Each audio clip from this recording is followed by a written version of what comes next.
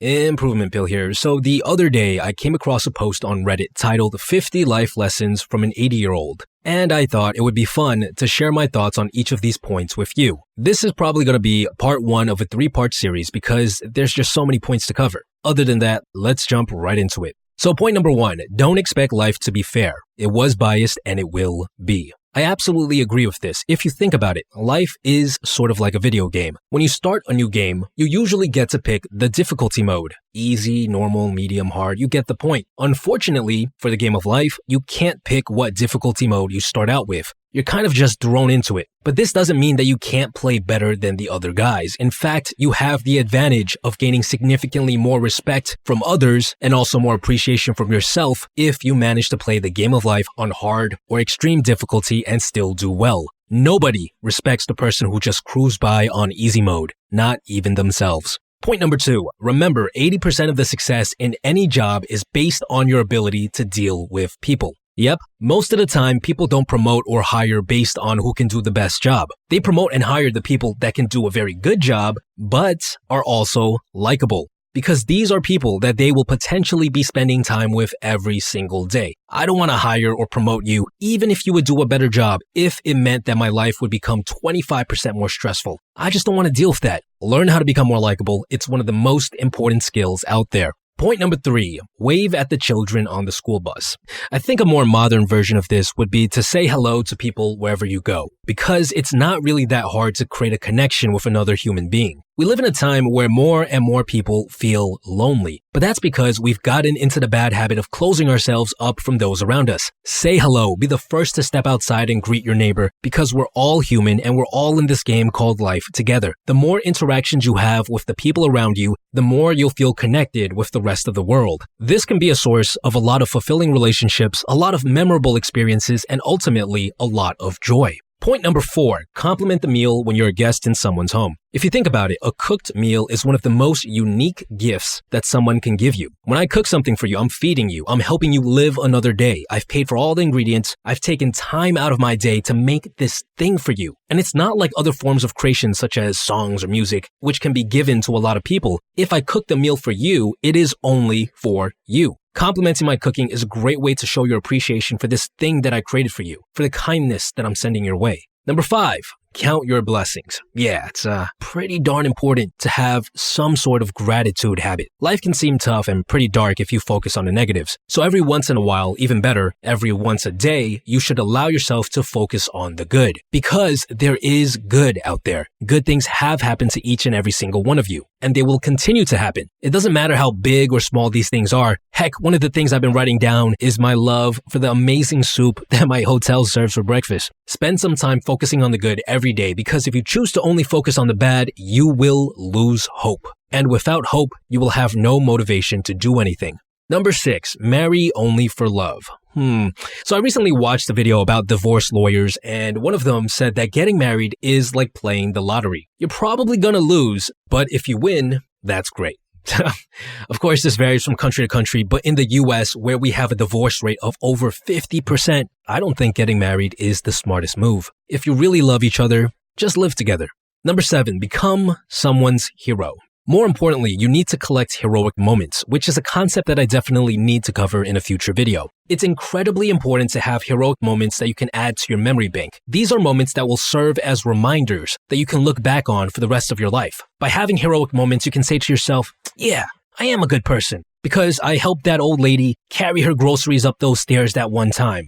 Yeah, I am courageous because I spoke up to that bully the last time he was trying to pick on that kid. Yeah, I don't give up. Because of A, B, and C. You get the point. Gathering heroic moments like these will allow you to choose and mold your identity into one that you can be proud of. Number 8, make someone's day by paying the toll for the person in the car behind you.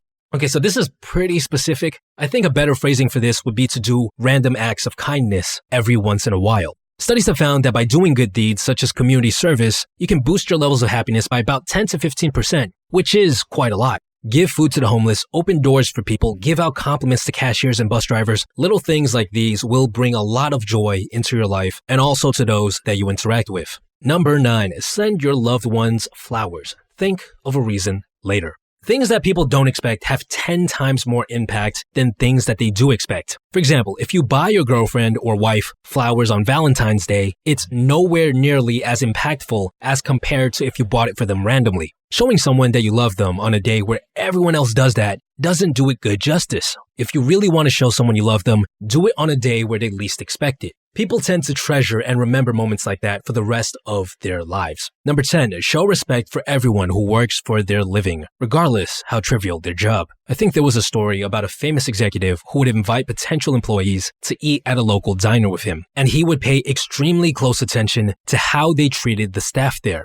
If they treated the staff poorly, it gives you insight on what type of person he or she is. This is a person who thinks he or she is genuinely better, more entitled than another human being. And that's someone that will only look out for themselves if they were to join your company. People working retail and service already have it pretty tough. They probably don't enjoy their job, so just don't make it worse for them. Number 11, keep a notepad and pencil on your bedside table. $1,000,000 ideas sometimes strike at 3 a.m. Yes, some of the best ideas that I've ever had came to me when I was out of the office, randomly on the train, in bed, in the shower, right? You name it. I've literally had moments where I was deep in thought in the shower and a light bulb goes off in my head, and where I've literally had to run out, dripping all over the floor to get to a whiteboard so I could quickly jot the idea down. The best ideas come when you are not trying to think of a good idea. That's kind of how it works. Your brain is always cooking up new concepts in the background, and you never know when a good one is going to appear. Number 12, answer the phone with energy and enthusiasm in your voice. The voice is a very, very powerful tool. If you think about it, it is in fact an instrument, and instruments can convey feelings. A sad-sounding melody played on the piano will make you think sad thoughts, while a happy, upbeat piano song will make you want to stand up and dance. Play happy and excited songs with your voice so that the people you interact with will feel happy and excited too. Use your voice to double the impact you want to make, to set the tone of the interaction the way you want it. You also need to practice learning how to play this instrument in general. Learn how to lower your voice when you need to. Learn how to change the pacing of your words. Learn how to pause. The better you get at playing the instrument, the better all of your future interactions will be. Number 13, send a lot of Valentine cards. Sign them, someone who thinks you're terrific. The lesson here is basically the same as point number 9, so I'm just going to skip this. Number 14, once in a while, take a scenic route. Yep. Take a new route the next time you need to go somewhere. Because when you take the same route over and over again, your brain starts to go into autopilot. You get lost in your thought and you don't even remember commuting to the place you're supposed to be going to. You've been driving for an hour and you literally don't remember any of it because you weren't present at all. When you go about life like this, you're not really living. You're like a walking zombie. But on the other hand, whenever you take a new route, your brain is forced to become more present because everything around you is slightly different. The more time you spend being present, the longer your life feels. Time slows down. It allows you to appreciate the stuff around you more, and this can be a great source of joy. Number 15, begin each day with some of your favorite music. Now, I don't know about doing this first thing in the morning every single day because there are a bunch of other habits that I think fit better first thing in the morning, such as drinking a glass of water or meditating.